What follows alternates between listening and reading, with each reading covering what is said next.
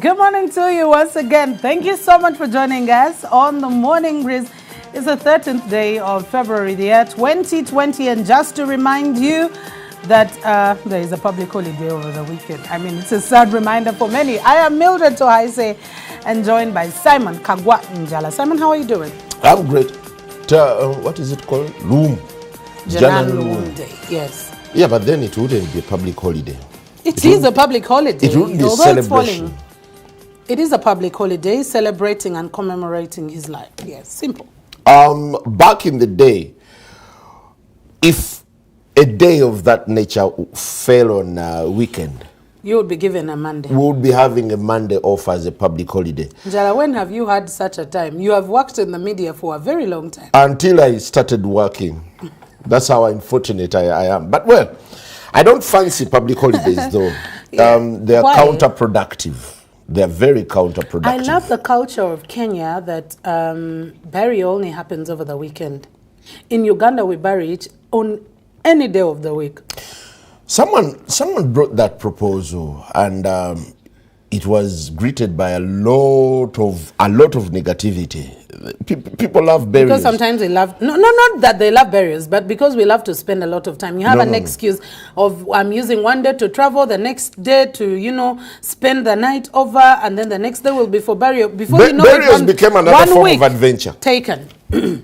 I'm not sounding mean, but people find a lot of adventure while going for burials, especially if it involves going up country. You find a person who is not connected, not even connected to the dead person, but because there's a free lift and they know they will stop somewhere to buy muchomo.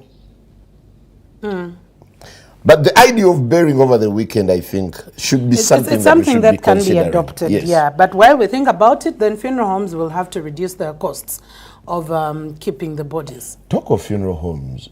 How many funeral companies do we have in this country? I think they are outnumbering the number of wedding planners. I think so. It's very lucrative, by the way. On a day, you'll find about 30, what are they called? These vans. Funeral vans? No, yeah, they have a specific name. Sagala Jimanya Sidimofu. Okay. Let's get away from talking about death. Let's get away from talking about Well, it's the 13th, finally. Nothing, finally. I know what you want to talk about. I am cancelling you. Valentine's is around the corner. I said I am cancelling what you say. Well, before Simon can talk about what he really wants to talk about, let's cross over to Mbarara, where Sheila Nakabia will be talking about sericulture. Do you know what that means? Silkworms and silk. Do you now connect? Okay, Sheila Nakabia, please. Go ahead and tell us more about sericulture in Mbarara. Sheila? A very good morning to you, Mildred, Simon, and to the viewers. Talking sericulture in Sheema district, to be in particular. Sericulture has not just appeared in Uganda, it's all over, but it's just that the technologies that are meant to help Uganda. This is why we're supposed to be reaping so much money, given that it is a very expensive fabric if we choose to take venture in it. For 1 acre of mulberry that is used to feed the worms to produce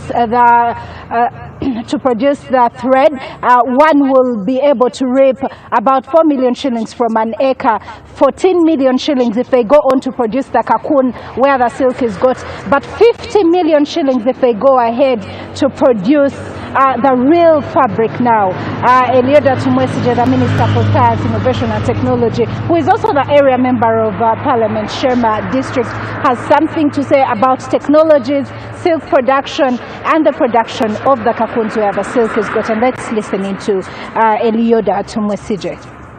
But it has been a problem since 2003. I've been struggling to uplift sericulture in Uganda without much say. Now, when I became Minister of Science and Technology, I said there are a lot of innovations in silk. We must see that silk works. We need a market for silk products. Now, so South Korean companies are willing to come and invest in Uganda. Already, the South Korean company, which has invested in a big factory in Rwanda, and they are looking also towards Uganda, and we're in negotiations. But also, because they have their own culture of silk production in South Korea, they also have a lot of professors, a lot of people who have experience in marble, experience in silkworms, who can come and work with our university for research, but also help our farmers. So we want market, and we also want expertise. Dr. Elioda Tumwesije there, who is also the Minister for Science, Innovations and Technology, lobbying the Ambassador of South Korea to ensure that innovations but also new technologies are introduced in Sheema district to ensure the farmers but also those interested in the production of silk reap more. But who is the principal investigator of the silk production investigation project in Sheema, Wandui, says that there is lack of land, enough land to enable them kick off and go to the next step, because now already the production of the thread is in place, but there's not enough land to grow mulberry and be able to feed these worms to produce enough cocoons for the silkworm. Back to you, Mildred and Simon Kagwa. All right, thank you very much, Sheila Nakabye, for that particular update right there. I think there is just a lot more that can be used on the land, away from just cultivating crops that can be eaten. Well, I'm learning something new, like learning never ends. But above all, I'm so happy to see Elioda Tumwesije after quite in some something completely different from the controversy that surrounded his representation of two constituencies at the same time. Sericulture. I want to take you back to sericulture. There are certain things that are quite alien to us, where people are actually making a lot of money, lots and lots of money, but it's a preserve of just a few people. But I think it's if you interested yourself Simon, in the minerals we have in this country. Oh yeah, there's so many, and gemstones inclusive. I think it's also on just how much something has been promoted, if I would say so. No. Promote vanilla, you'll get people. Promote moringa, you'll get people. Promote quails, you'll get people. Promote chia seeds, you'll get. Promote, I mean, for Uganda, sometimes agriculture and the value chain entirely is about promotion. Yeah, but some areas are promoted by conmen. How dare you tell me to raise quails? People were duped into ditching real chicken growing, and they started going for quails.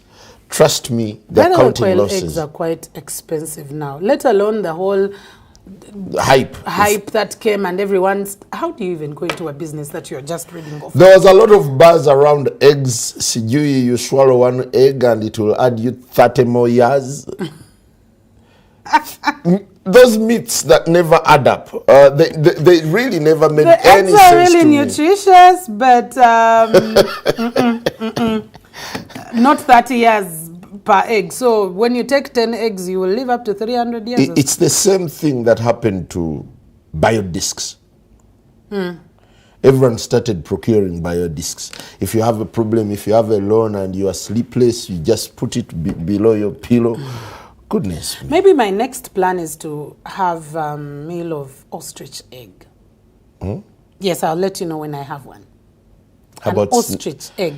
Yeah, but I'm also told that a certain group of Chinese eat snake eggs. That would also be good for you. No, I don't want snake eggs. I want ostrich. I am particular. No, be adventurous. No, my adventure is taking me to